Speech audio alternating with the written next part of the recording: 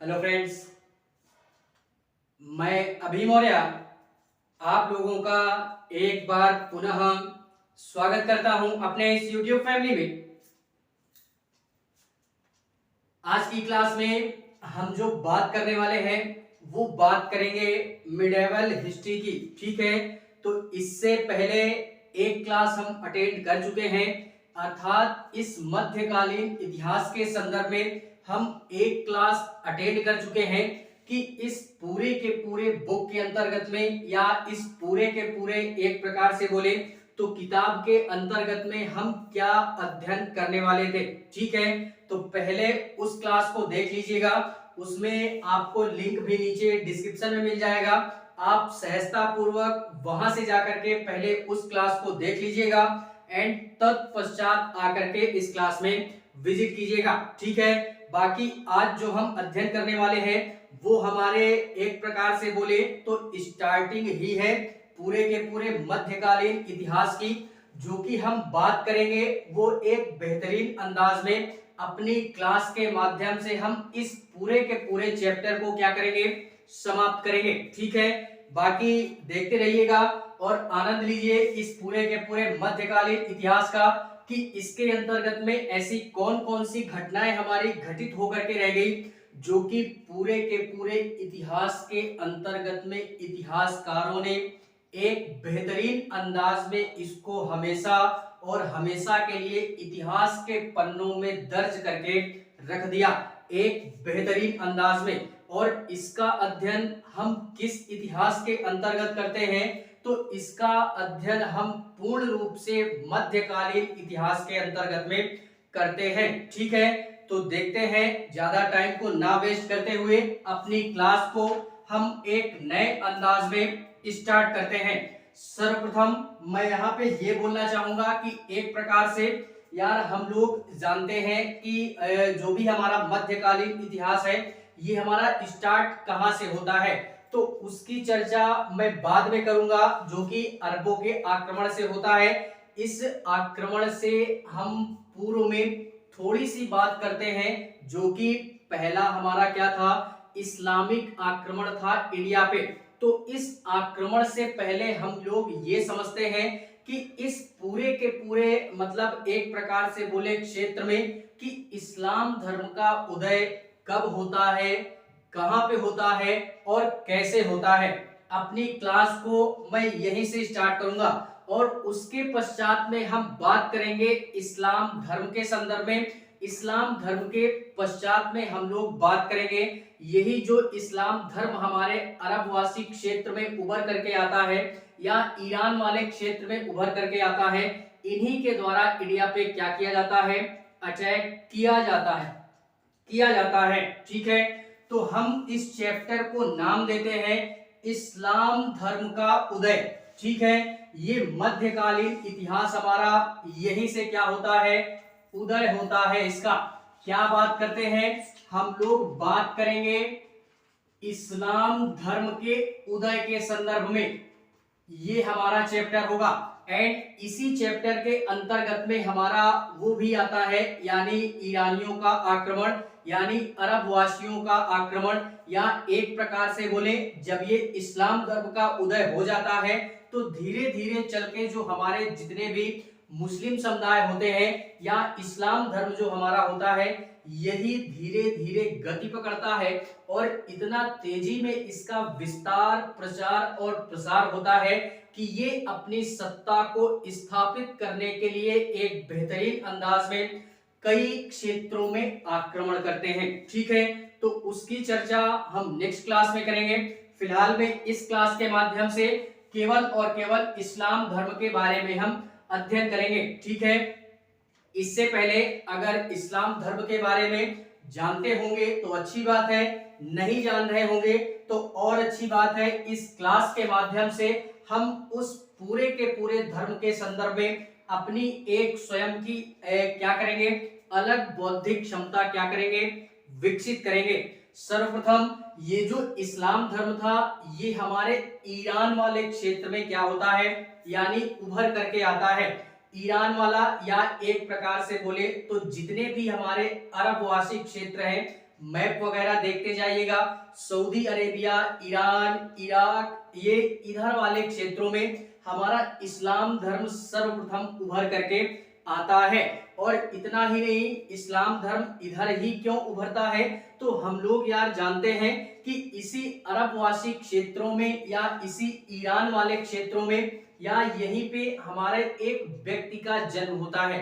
जाहिर सी बात है, कोई ना कोई धर्म हमारा आता है तो उसको स्थापित करने वाला कोई ना कोई हमारा एक पर्सनली व्यक्ति होता है। ठीक है, तो इस इस्लाम धर्म के संदर्भ में अगर हम लोग बात करें तो इस्लाम धर्म के जो संस्थापक हैं वो कौन है, हजरत मोहम्मद साहब के नाम से जानते हैं। इसको हमने याद रखना है कि इस्लाम धर्म के जो भी हमारे संस्थापक हैं उसको हमने क्या बोलते हैं, हजरत मोहम्मद साहब के नाम से जानते हैं, जिनका की जो भी हमारा एक प्रकार से बोले इनका जो जन्म होता है वो 510 ईस्वी में होता है। और इतना ही नहीं, इनका जन्म 510 ईस्वी में इसी अरब वाले क्षेत्र में हो जाता है। इनकी माता का क्या नाम था, इनके पिता का नाम अब्दुल्ला था एंड इनकी माता का नाम था एक प्रकार से बोले अमीना नाम था। ठीक है, तो ये थोड़ा सा हजरत मोहम्मद साहब के संदर्भ में था, जो कि इस्लाम धर्म के हमारे कौन थे, संस्थापक थे। इन्हीं के नेतृत्व में पूरा का पूरा इस्लाम धर्म क्या किया गया, स्थापित किया गया। इसको हमने क्या करना है, याद रखना है। देखते हैं इसी में इस्लाम धर्म के जो भी हमारे संस्थापक थे वो थे हजरत मोहम्मद साहब, इसको याद रखना हमने। एंड इनके जो पिता का नाम था वो था हमारा क्या, अब्दुल्ला नामक व्यक्ति ने इनका क्या किया, पालन पोषण, या पिताजी थे तो पालन पोषण क्या, जाहिर सी बात है। माता का नाम अमीना था, क्या नाम था, अमीना। और इनका जो जन्म होता है वो 510 ईस्वी में होता है, 510 ईस्वी में होता है। कहां पे होता है, तो मैंने बोला जो भी हमारा इस्लाम धर्म है इसका एक प्रकार से नेतृत्व या तो एक प्रकार से बोले ये हमारा कहां पे उत्थानित होता है सर्वप्रथम, तो ये हमारा इसी अरब वाले क्षेत्र में, मैंने पहले ही बोला मैप वगैरह देखते जाइएगा। सऊदी अरेबिया इंडिया के पश्चिमी क्षेत्र में पड़ता है एंड सऊदी अरेबिया के साथ में ईरान, इराक, तुर्की वगैरह, ये सारा का सारा जो भी पूरा का पूरा एरिया अरब वाला आता है हमारा, इसी क्षेत्र में ये हमारा एक प्रकार से 510 ईस्वी में इस्लाम धर्म के संस्थापक हजरत मोहम्मद साहब का क्या होता है, जन्म होता है। और इतना ही नहीं, ये हमारे इस्लाम धर्म के संस्थापक थे, इसी कारणवश इनको एक नाम और दिया गया जिनको हम पैगंबर के नाम से जानते हैं। तो इनका पूरा नाम क्या था, पैगंबर हजरत मोहम्मद साहब के नाम से जानते हैं। यार हम लोग जानते हैं कि जो भी हमारा मुस्लिम धर्म है, ये मुस्लिम धर्म का एक प्रकार से मुस्लिम जो मानते हैं वो मुस्लिम यार इन्हीं को मानते हैं, बोलते हैं ना हमारे पैगंबर, या एक प्रकार से जो भी हमारा एक इनका बड़ा ही फेमस त्योहार आता है जो कि मुहर्रम के नाम से फेमस है। ठीक है, तो मुस्लिम धर्म में ये हमारा ऐसे तो बहुत सारे हमारे त्योहार हैं प्रचलित रूप से, लेकिन वहां पे वो बोलते हैं ना मातम टाइप में जो करते हैं वो इन्हीं की याद में करते हैं, जो कि मुहर्रम में ताजिया वगैरह निकलती है वो इन्हीं की याद में। सारा सिस्टम जो भी मुस्लिम धर्म के लोग हैं हमारे या इस्लाम धर्म के लोग हैं वो इसी हजरत मोहम्मद साहब या पैगंबर साहब की याद में वो सारा का सारा सिस्टम एक मातम के रूप में मनाते हैं। ठीक है, तो देख लीजिएगा, फिलहाल में इतनी सारी चीजें हमने क्या हुई, क्लियर हुई होंगी। ठीक है, इसके पश्चात में इनको एक प्रकार से बोले इनको ज्ञान की प्राप्ति होती है, तभी से यार ये क्या होते हैं कि पूरे के पूरे इस्लाम धर्म को प्रचारित और प्रसारित करने का प्रयास करते हैं। मैंने पहले ही बोला कि कोई ना कोई धर्म है, अगर कोई ना कोई किसी प्रकार का कोई भी धर्म है हमारा, तो जाहिर सी बात है उसको स्थापित करने वाला कोई ना कोई व्यक्ति हमारा रहा होगा। बौद्ध धर्म में जैसे हमारे गौतम बुद्ध थे जिन्होंने बौद्ध धर्म की स्थापना वगैरह की थी, इन्हीं के कारणवश हमारा बौद्ध समुदाय या बौद्ध धर्म हमारा एक प्रकार से बोले तो संचलित होता है या इंडिया में इसका उत्थान होता है। और आज वर्तमान की स्थिति में देखें तो ये पृथ्वी के कई ऐसे अन्य देश हैं जहां पे बौद्ध धर्म हमारा बड़े ही बेहतरीन अंदाज में या एक बेहतरीन रूप से प्रचलित है। ठीक है, तो उसी प्रकार से हमारा ये इस्लाम धर्म भी है, जो कि इस्लाम धर्म हमारा ये हजरत मोहम्मद साहब के द्वारा इसकी क्या होती है, स्थापना होती है। इनको एक प्रकार से बोले तो इनको ज्ञान की प्राप्ति कहां से होती है ये भी याद रखिएगा। और जैसे ही ज्ञान की प्राप्ति होती है वैसे ही ये अपनी शिक्षा दीक्षा स्टार्ट कर देते हैं। ठीक है, तो एक स्थान पड़ता है हीरा हीरा नामक गुफा पड़ती है, तो यहीं पे और कहां पे पड़ती है, ये भी अरब वाले क्षेत्र में ही पड़ती है। ठीक है, यहीं पे इनका क्या होता है, एक प्रकार से इनको ज्ञान की प्राप्ति होती है और ज्ञान के प्राप्त होते ही ये इस्लाम धर्म से जुड़ी हुई उन तमाम सारी शिक्षाओं को लोगों के बीच में प्रसारित करते हैं या अपने जितने भी विचार विमर्श या जितने भी इनके द्वारा प्राप्त की गई शिक्षाएं थी वो लोगों तक पहुंचाने का प्रयास करते हैं। ठीक है, और अभी कौन कौन सी शिक्षाएं हैं इसकी भी चर्चा हम करेंगे, लेकिन उससे पहले हम लोग ये देखते हैं कि इस मतलब इस्लाम धर्म के संदर्भ में एक हमारा कैलेंडर आता है। हम लोग कैलेंडर की बात एक अलग से क्लास में करेंगे जो कि पॉलिटी के अंतर्गत पढ़ेंगे। ठीक है, जो कि हिंदुओं का कैलेंडर अलग होता है और मुस्लिमों का कैलेंडर अलग होता है। ठीक है, जानते होगे तो अच्छी बात है, नहीं जान रहे होगे तो और अच्छी बात है। ठीक है, थोड़ा से ज्ञान का अभाव है, ज्ञान में थोड़ा सा रमेंगे तो सारी चीजें खुद ब खुद सेट हो जाएंगी। ठीक है, तो इसी में हमारा मुस्लिमों में एक कैलेंडर चलता है जिसको हम लोग बोलते हैं हिजरी नामक कैलेंडर। इसको याद रखना है, ये मुस्लिमों का होता है। ठीक है, और इसी कैलेंडर के आधार पे मुस्लिमों के जितने भी हमारे त्योहार होते हैं वो मनाए जाते हैं। और इतना ही नहीं, हिंदुओं के कैलेंडर के आधार पे मुस्लिमों के त्योहार नहीं मनाए जाते। मुस्लिमों के या एक प्रकार से बोले जो भी हमारे हिंदुओं के त्योहार होते हैं वो मुस्लिमों के कैलेंडर के अनुसार नहीं मनाए जाते हैं। तो एक प्रकार से हम ये बोल सकते हैं कि मुस्लिमों का कैलेंडर अलग होता है और हिंदुओं का कैलेंडर क्या होता है, अलग होता है। इसकी चर्चा मैं किसी नेक्स्ट क्लास में करूंगा। फिलहाल में ये पॉलिटी के अंतर्गत हमने अध्ययन करना था, वहां पे मैंने इसकी क्लास नहीं ली। ठीक है, तो इसकी क्लास हम पुनः कभी भी ले लेंगे, छोटा सा टॉपिक है हमारा। लेकिन यहाँ पे याद रखिएगा ये हिजरी नामक जो कैलेंडर है ये इन्हीं की याद में, किसकी याद में, हजरत मोहम्मद साहब की याद में एक कैलेंडर चलाया गया इस्लाम धर्म में जिसको हिजरी कैलेंडर के नाम से जानते हैं। और इनकी याद में नहीं चलाया गया, ये एक प्रकार से बोले इन्होंने अरब से लेकर के या एक प्रकार से अरब क्षेत्र में एक हमारा स्थान पड़ता है, नाम सुने होंगे, इस्लाम धर्म में बड़ा ही फेमस स्थान है। और बोलते हैं कि हर एक इस्लामिक व्यक्ति को अपने जीवन में एक बार वहां या उस स्थान की यात्रा करनी चाहिए। तो एक बार बोलते हैं ना कि जैसे हमारे में स्वर्ग और नर्क का प्रावधान है, अब ऐसा है या नहीं है ये आप भी जानते होंगे तो अच्छी बात है, नहीं जानते होंगे तो और अच्छी बात है।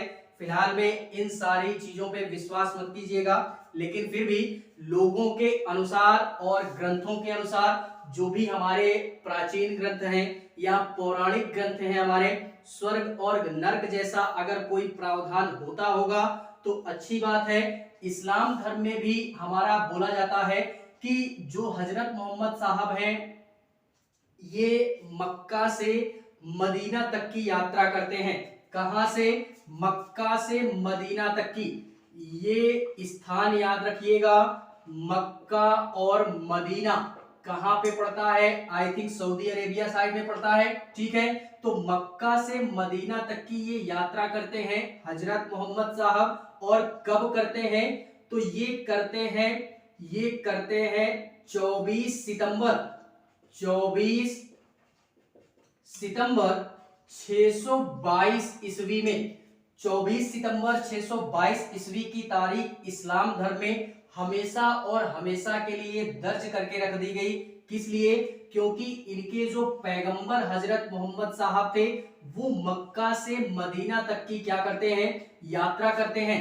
और इसी यात्रा की याद में क्या किया जाता है? इस्लाम धर्म में उसी दिन से एक कैलेंडर की शुरुआत की जाती है जिसको हिजरी नामक कैलेंडर के नाम से जानते हैं। और इतना ही नहीं, ये जो हिजरी नामक कैलेंडर है, इस्लाम धर्म में जितने भी त्योहार हमारे मनाए जाते हैं वो इसी कैलेंडर के आधार पे मनाए जाते हैं। फिलहाल में यार कैलेंडर हमारे कई सारे होते हैं, ठीक है, जिसमें से कुछ हमारी तारीखें होती हैं या कुछ हमारे महीने होते हैं जो कि 28 और 29 के होते हैं, और कुछ हमारे महीने 30 और 31 के होते हैं। तो जो महीने हमारे 30 और 31 के होते हैं वो सूर्य पर आधारित होते हैं, ठीक है, और जो हमारे मंथ हमारे 28 और 29 के होते हैं वो चंद्रमा पर आधारित होते हैं। अभी तक जानते रहे होगे तो अच्छी बात है, नहीं जानते रहे होगे तो और अच्छी बात है। फिर से वही बोलेंगे, ज्ञान का अभाव, क्लास ली जाएगा वहां से सारी चीजें सेट कर देंगे हम, ठीक है। फिलहाल में 24 सितंबर मक्का से मदीना तक की यात्रा करते हैं। और इस हिजरी नामक कैलेंडर में एक तथ्य और याद रखिएगा कि इनके जो त्योहार होते हैं वो 11 दिन, हर मतलब एक प्रकार से बोले कोई भी त्योहार होगा वो 11 दिन पहले पड़ जाएगा। जैसे अब की हमारा कोई भी त्योहार अगर हम ले ले इस्लामिक धर्म का, मुहर्रम ही हो गया हमारा, मुहर्रम ही कोई भी डेट दे देते हैं इसको, यानी ये हमारा एक प्रकार से बोले आज कितनी तारीख है? 23 या 24 तारीख है, ठीक है, यानी 24 मई यानी आज के दिन अगर मुस्लिम समुदाय में आज के दिन अगर मुहर्रम पड़ता है तो आने वाले अगले साल में ये 11 दिन पहले पड़ेगा, ये हमारा निश्चित है। ऐसा क्यों? ऐसा इसी कारणवश कि वो जो कैलेंडर बना वो हमारा, या ये जो त्योहार हमारा मनाया जाएगा वो इसी कैलेंडर के आधार पे क्या होगा? मनाया जाएगा, यानी हिजरी कैलेंडर के आधार पे। और फिर से 11 दिन पहले, फिर से इसी दिन 11 दिन पहले, इस तरीके करके मुस्लिम समुदाय के जितने भी हमारे त्योहार होते हैं वो 11 दिन पहले क्या होते हैं? खिसकते चले जाते हैं, ठीक है। ये कैलेंडर का टॉपिक है। फिलहाल में यहाँ पे थोड़ा सा जिक्र हम कर ही देते हैं। ये हिजरी नामक कैलेंडर क्या होता है? 24 सितंबर 622 ईस्वी में मक्का से मदीना तक की यात्रा करते हैं कौन? ये करते हैं हजरत मोहम्मद साहब। इन्हीं की याद में एक कैलेंडर चलाया गया मुस्लिम सब धर्म में, और यही कैलेंडर आज वर्तमान में क्या है? प्रचलित है मुस्लिम समुदाय में। एंड इसी के पश्चात में अगर हम और बात करें तो इनका एक प्रकार से बोले, हमने पिता का भी जिक्र किया, माता का भी जिक्र किया, तो इनके वाइफ का भी जिक्र करते हैं थोड़ा सा, कि इनकी जो पत्नी थी उनका नाम क्या था? उसका नाम था खादीजा बेगम, या बानो करके था, खादीजा, याद रखिएगा, खादीजा नाम था, जो कि एक प्रकार से बोले ये हमारी एक विधवा महिला थी, यानी इनका जो विवाह हुआ था वो एक विधवा महिला से हुआ था। और बाद में चल करके काफी सारी चीजें होती हैं इनके मध्य में। और इनकी एक पुत्री थी, इनके एक ही संतान थी जिसको हम फातिमा के नाम से जानते हैं। किस नाम से जानते हैं? फातिमा के नाम से जानते हैं, जो कि इनकी एक इकलौती पुत्री थी। और इनका विवाह ये बड़े ही शानदार तरीके से करते हैं।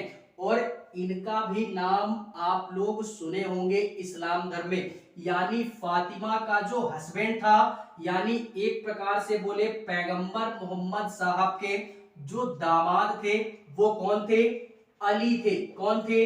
अली थे। ये नाम भी क्या होता है? इस्लाम धर्म में बड़ा ही प्रचलित है।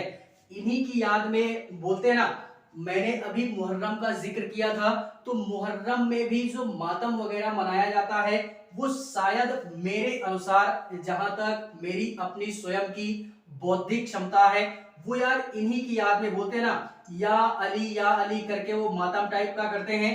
तो ये वही अली है जो कि पैगंबर हजरत मोहम्मद साहब, इनके पश्चात में इस्लाम धर्म का एक प्रकार से बोले उत्तराधिकारी होता है।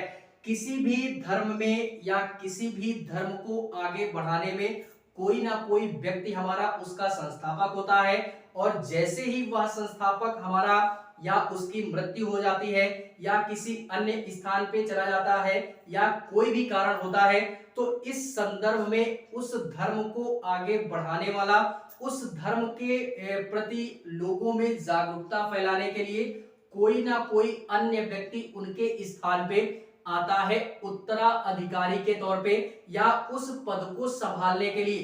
तो हजरत मोहम्मद साहब की जब मृत्यु होती है, मृत्यु कब होती है? 632 ईस्वी में, इसको भी याद रखिएगा। हजरत मोहम्मद साहब की मृत्यु कब होती है? 632 ईस्वी में इनकी क्या होती है? मृत्यु होती है। और इन्हीं की मृत्यु के पश्चात में इसी इस्लाम धर्म का जो भी हमारा ये पद था, यानी एक प्रकार से, तो इसी पद को संभालने के लिए अली को क्या किया गया? नियुक्त किया गया। और ये पद क्या था? तो जैसे ही हजरत मोहम्मद साहब की मृत्यु होती है, इनका पद संभालने के लिए एक प्रकार से बोले इनके उत्तराधिकारी के तौर पे एक पद बनाया गया, जो कि बड़ा ही बेहतरीन पद था। और केवल अभी ये जो पद था, ये केवल धार्मिक पद के रूप में जाना जाता था, जिसको हम लोग इस्लाम धर्म में उस समय खलीफा के पद के नाम से जानते थे। ये खलीफा नामक पद बनाया गया और इसी पद पे अली को क्या किया गया? बिठाया गया। यानी उनके जो दामाद थे वो इस पद पे बैठते हैं, और इस्लाम धर्म के जो भी हमारे शिक्षा दीक्षा होती है या जो भी सारा सिस्टम होता है, वो इन्हीं के यानी हजरत मोहम्मद साहब के जो भी प्रचार प्रसार या इस्लाम धर्म का जो भी प्रचार प्रसार होता है, वो इसी खलीफा नामक पद पे बैठ करके अली क्या करते हैं? उस धर्म को आगे बढ़ाते हैं। इनके संदर्भ में जिक्र करने से पहले एक तथ्य हम यहाँ पे और नोट करते हैं कि जो भी हजरत मोहम्मद साहब हैं, इन्होंने कुछ शिक्षाएं दी थी। तो कुछ शिक्षाओं का वर्णन यहाँ पे करते हैं, 4 से 5 शिक्षाओं का वर्णन करते हैं। और जैसे कि यार हम लोग जानते हैं, हिंदू धर्म में हमारे सबसे पवित्र ग्रंथ, जिसको हम भगवत गीता के नाम से जानते हैं, हिंदू धर्म में हमारी सबसे पवित्र ग्रंथ यही मानी जाती है। ठीक है, सेम उसी प्रकार से इस्लाम धर्म में जो भी हमारी पवित्र ग्रंथ है, वो हमारी कुरान को माना गया है।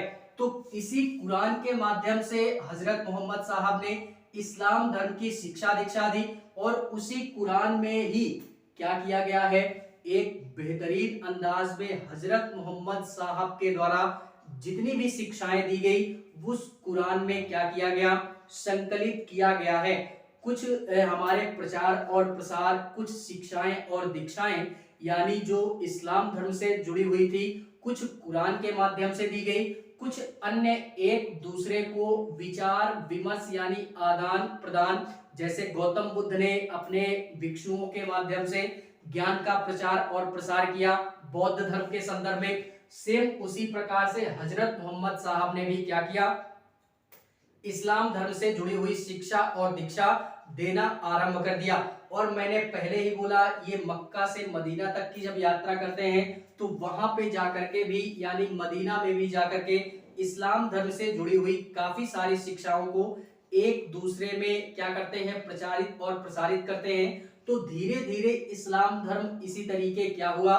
विस्तरित हुआ, हमेशा और हमेशा के लिए। आज हम लोग देखते हैं वर्तमान की स्थिति में कि इस्लाम धर्म या इस्लामिक जो भी लोग हैं यार, इस पूरे के पूरी पृथ्वी पे इस्लाम धर्म जो भी है, काफी सारे देशों में इस्लामिक लोग या इस्लामिक धर्म पाए जाते हैं। इंडिया में भी वैसे इस्लाम धर्म के काफी सारे लोग हैं। ठीक है, तो ये सारी चीजें याद रखिएगा। इनके शिक्षाओं के संदर्भ में याद रखिएगा, इनकी शिक्षाएं जैसे 2-3 शिक्षाएं याद रखिएगा कि इनकी पहली शिक्षा थी कलमा पढ़ना।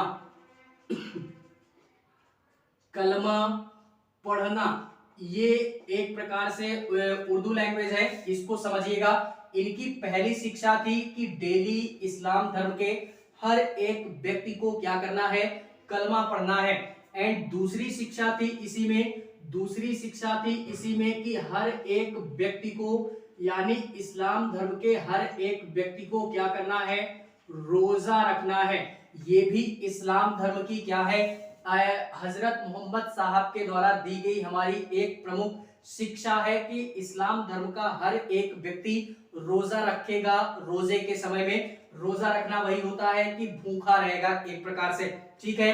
और इसी के पश्चात में हमारा आता है, रोजा रखने के पश्चात में इसी में एक इनकी प्रमुख शिक्षा थी कि इस्लाम धर्म के व्यक्तियों को कर देना होगा, जो कि एक प्रकार से बोले इन्होंने एक कर का जिक्र किया है, लेकिन मैं यहाँ पे दो करों का जिक्र करूंगा। एक कर होता है हमारा जजिया कर, याद रखिएगा, एक कर होता है हमारा जजिया कर एंड दूसरा कर होता है हमारा जकात कर।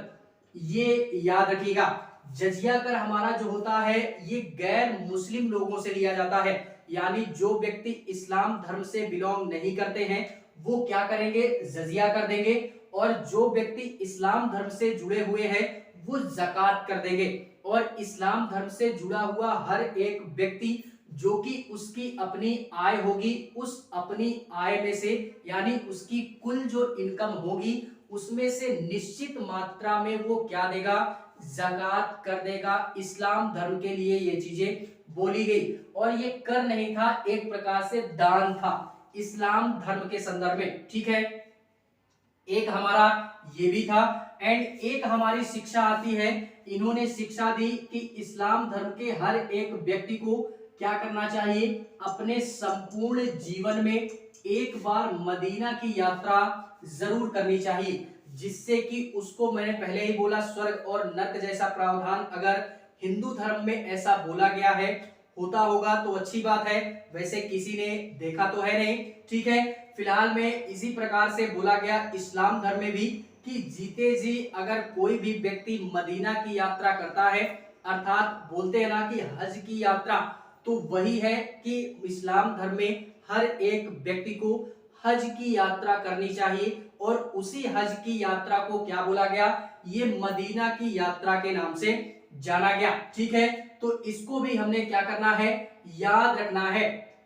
इसी में एक और याद रखिएगा, एक शिक्षा इनकी और थी कि इस्लाम धर्म के हर एक व्यक्ति को क्या करना होगा, नमाज पढ़ना होगा, यानी सुबह से लेकर के शाम तक या जितना भी इस्लाम धर्म का हर एक व्यक्ति दिन में क्या करेगा, 5 बार कम से कम नमाज पढ़ेगा। ये भी किसकी शिक्षा है, ये भी हजरत मोहम्मद साहब की दी हुई शिक्षा है इस्लाम धर्म के संदर्भ में, ठीक है। तो ये इनकी कुछ प्रमुख शिक्षाएं हैं जो कि हजरत मोहम्मद साहब के द्वारा दी गई, और बेहतरीन अंदाज में आज मुस्लिम धर्म का हर एक व्यक्ति इन कुछ वो फॉलो करता हो या ना करता हो, वो इस्लाम धर्म में किसी अन्य चीज को मानता हो या ना मानता हो, लेकिन वो इन 5 की पांचों चीजों को आज वर्तमान की स्थिति में मानता ही मानता है, ठीक है। तो इसको भी हमें क्या करना है, याद रखना है। ये थी हमारा हजरत मोहम्मद साहब से जुड़ी हुई बहुत सारी चीजें, और इस्लाम धर्म से रिलेटेड जुड़ी हुई काफी सारी चीजें। बाद में जैसे ही इनकी मृत्यु वगैरह होती है तो अली आते हैं, और अली के संदर्भ में ये बोला जाता है कि इस समय केवल और केवल ये जो खलीफा का पद होता है ये केवल एक धार्मिक पद होता है, यानी इस्लाम जो धर्म था केवल और केवल उसी धर्म से रिलेटेड ही कार्य करेगा। लेकिन धीरे धीरे आगे चलते बढ़ते बढ़ते, यानी जैसे ही समय बीतता है, काल का चक्र आगे बढ़ता है, उसी संदर्भ में हमारा ये जो खलीफा का पद है ये धीरे धीरे एक राजनीतिक पद के रूप में बदल जाता है। कहां पे, ये ईरान अरब वाले क्षेत्रों में, यानी अब ये जो खलीफा का पद था अब ये राजनीतिक रूप से कार्य करेगा। यानी जिस प्रकार से हम लोग बात करें, होता है ना कि राष्ट्रपति, प्रधानमंत्री, इस प्रकार के पद, ये खलीफा नामक पद इसी प्रकार से अब पूरे के पूरे अरब वाले क्षेत्रों में कार्य करने लगा था। तो अब बड़ी समस्या उत्पन्न हो गई इस पूरे के पूरे इस्लाम धर्म के संदर्भ में कि अभी तक ये जो पद था ये केवल और केवल एक धार्मिक रूप में ही माना जाता था, लेकिन जैसे जैसे काल का चक्र आगे बढ़ा, जैसे जैसे समय बीता, इस्लाम धर्म का प्रचार प्रसार होने लगा पूरे इंडिया में तभी हमारा इस्लामिक अटैक होता है, ठीक है। एंड पूरे इस पृथ्वी पे जैसे जैसे हमारे ये अरबवासी प्रचार करते गए तो हमारा उत्तरी क्षेत्र में यानी यूरोप साइड में, दक्षिणी क्षेत्र में पूरा का पूरा दक्षिण अफ्रीका हो गया। एंड जब इतने सारे क्षेत्रों को पूरी तरीके से हमारे इस्लाम धर्म के नियंत्रण में आ जाता है, उसी के पश्चात ही हमारा इस्लामिक लोग या ये अरबवासी सोचते हैं कि अब हम लोग इंडिया की तरफ बढ़ते हैं कि हमारा जो वर्चस्व होगा वो इंडिया के संदर्भ में भी होना चाहिए। तभी ये लोग अटैक करते हैं कहां पे, इंडिया पे। इसके संदर्भ में ये भी याद रखिएगा कि जैसे ही ये राजनीतिक पद के रूप में खलीफा नामक पद उभरने लगता है, वैसे ही इस्लाम धर्म में हमारी कई सारी दुविधा, कई सारी समस्याएं और कई सारे ऐसी चीजें देखने के लिए मिल जाती हैं कि जिससे इस्लाम धर्म हमारा दो भागों में क्या होता है, टूट जाता है। नाम सुना होगा तो अच्छी बात है, नहीं सुना तो और अच्छी बात है। यहाँ पे देखते हैं कि इस्लाम धर्म दो भागों में टूटता है, जिसको हम लोग शिया के नाम से जानते हैं और दूसरा हमारा सुन्नी के नाम से जानते हैं, ठीक है। तो इसमें क्या था कि ये जो खलीफा नामक पद था, ये जैसे ही राजनीतिक पद में उभर करके आता है तो इसी में जो हमारा इस्लाम धर्म था, इस्लाम धर्म ये दो भागों में टूटता है। एक को हम लोग शिया बोलते हैं एंड एक को हम लोग सुन्नी बोलते हैं, ठीक है। जो कि आज वर्तमान की स्थिति में इस्लाम धर्म में ये दोनों ही भाग देखने के लिए मिल जाते हैं, ठीक है। और फिलहाल में इन शिया वालों का कहना ये था कि ये जो हमारा इस्लाम धर्म के ये जो पद है, खलीफा नामक पद, जो कि अली के संदर्भ में बनाया गया था, यानी उनके जो वास्तविक उत्तराधिकारी थे किसके, हजरत मोहम्मद साहब के, तो ये अली ही होंगे जो कि खलीफा के पद पे बैठेंगे और इनसे रिलेटेड धार्मिक कार्य करेंगे। ये शिया वालों का कहना था, ठीक है। या ये जो शिया धर्म था जो कि इस्लाम धर्म से ही बिलोंग करता था, ये इनका कहना था। और सुन्नी का क्या कहना था, तो सुन्नी की तो बात ही निराली। सुन्नी लोगों का कहना था कि ऐसा बिल्कुल नहीं है, इस इस्लाम धर्म में जब तक अली बैठे तब तक तो अच्छी बात है, अब इनके पश्चात में जैसे ही ये राजनीतिक पद के रूप में उभर करके आता है तो इस इस्लाम धर्म में इस खलीफा नामक पद पे अब इस्लाम धर्म का कोई भी व्यक्ति बैठ सकता है और इस्लाम धर्म से जुड़े हुआ कोई भी धार्मिक कार्य और राजनीतिक कार्य, विशेष रूप से धार्मिक कार्य बहुत कम ही बचता है और राजनीतिक कार्य बड़ा तेजी से उभरता है। तो इसी कारणवश ये जो खलीफा नामक पद था, ये आगे चल के जैसे ही समय बीतता जाता है वैसे वैसे ये खलीफा नामक पद बहुत ही महत्वपूर्ण हो जाता है।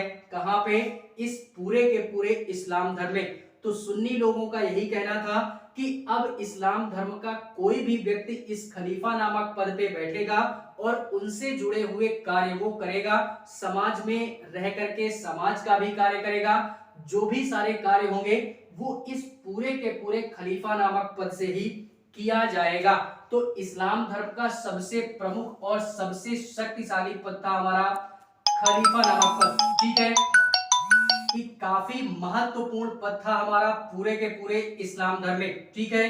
तो इतनी सारी चीजें हमने क्या करनी है, याद रखनी है। और बाद में आगे चल के काफी सालों बाद यानी 510 ईस्वी में इस्लाम धर्म की स्थापना होती है और इसके काफी सालों बाद यानी हजारों सालों बाद क्या होता है, इस्लाम धर्म में एक हमारा एक प्रकार से बोले अभी 1900 कुछ की बात है, 1900 के दशक की ही बात ले लेते हैं कि हमारे एक प्रकार से बोले इधर अरेबिया क्षेत्र के ही राष्ट्रपति हमारे या ईरान साइड के राष्ट्रपति हमारे मुस्तफा कमाल पाशा करके एक हमारे राष्ट्रपति होते हैं, उनके द्वारा इस पूरे के पूरे पद को समाप्त कर दिया गया। यानी जब से मुस्तफा कमाल पाशा, याद रखिएगा, ये राष्ट्रपति थे, इनके द्वारा इस्लाम धर्म में ये जो खलीफा नामक पद होता था इसको समाप्त कर दिया गया। अब इस अरब वाले क्षेत्रों में भी अब हर जगह पे, चाहे वो पृथ्वी का कोई सा भी देश हो, अब हर जगह हमारा राष्ट्रपति, प्रधानमंत्री या अन्य इसी प्रकार के पद बनाए जाते हैं, जो कि पूरे के पूरे क्या होता है, वो अपने देश के संदर्भ में, अपने राज्य के संदर्भ में या अपने धर्म के संदर्भ में या किसी भी संदर्भ को लेकर के वो पूरे के पूरे प्रशासनिक कार्य को, राजनीतिक कार्य को और एक प्रकार से इस प्रकार के जितने भी हमारे कार्य हो सकते हैं समाज से जुड़े हुए या अन्य किसी तथ्य से जुड़े हुए, यही सारे पद हमारे कार्यरत होते हैं। और वर्तमान में इन्हीं सारे पदों के द्वारा जो भी हमारे व्यवस्थाएं हैं वो संचालित की जाती हैं। ये हमारा खलीफा नामक पद आज वर्तमान में क्या कर दिया गया, ये इस्लाम धर्म से पूरी तरीके से समाप्त कर दिया गया है। ठीक है, और इसी के द्वारा यार ये हमारे धर्म टूट जाता है शिया और सुन्नी में। ठीक है, तो फिलहाल में ये था हमारा एक प्रकार से पूर्ण रूप से इस्लाम धर्म कि किस प्रकार से इसका उदय होता है और कब होता है, पृथ्वी के किस मतलब देश से इस पूरे के पूरे इस्लाम धर्म का उदय हमारा होता है और क्या सारी चीजें थी इस पूरे के पूरे इस्लाम धर्म में, वो सारी चीजें हम लोगों ने यहाँ पे पढ़ने का प्रयास किया। ठीक है, तो इस क्लास के माध्यम से हमारा केवल और केवल एक ही उद्देश्य था कि हम इस क्लास के माध्यम से इस पूरे के पूरे इस्लाम धर्म को समझ पाएं। ठीक है, लेकिन और अधिक बेहतरीन अपनी स्वयं की बौद्धिक क्षमता अगर विकसित करनी है तो इस चैप्टर को एक बार स्वयं से एक बुक के माध्यम से भी पढ़ लीजिएगा अगर इच्छा हो तो। वैसे भी कोई अन्य दुविधा वाली बात नहीं है, इतनी भी चीजें अगर आपको पता है तो इस्लाम धर्म की काफी सारी जानकारियों से आप रूबरू हो चुके हैं। फिलहाल में आज के लिए बस इतना ही।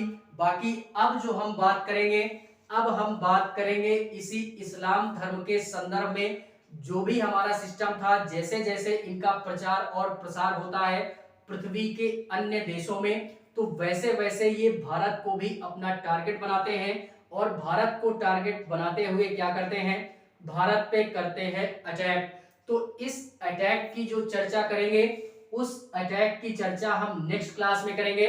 फिलहाल में आज के लिए बस इतना ही। मिलेंगे इसी मध्यकालीन इतिहास के संदर्भ में किसी नए चैप्टर में। तब तक के लिए जय हिंद।